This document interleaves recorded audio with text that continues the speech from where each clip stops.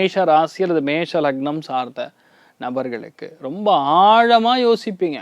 ஒன்றுமே இல்லாத விஷயத்த 10 நிமிஷம் யோசிப்பீங்க.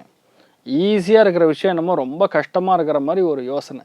ஸ்பூனில் உப்பு எடுத்து சாம்பாருக்குள்ளே போடு அப்படின்னு உங்கள் கணவர் சொல்லுவார். அந்த ஸ்பூனை எடுத்து இப்படியே நின்றுட்டு பார்த்துட்டே இருப்பீங்க. என்னம்மா பிரச்சனை, இந்த சாம்பாருக்குள்ளே உப்பு எடுத்து போடுமா அப்படின்னு அவர் 2வது தடவை சொல்லும் பொழுது தான், அப்போ ஆமாம்ல அதுதான் நீங்கள் சொன்னீங்கல்ல, அப்படி அந்த திங்கிங் வந்து ரொம்ப அதிகமாக இருக்கும்.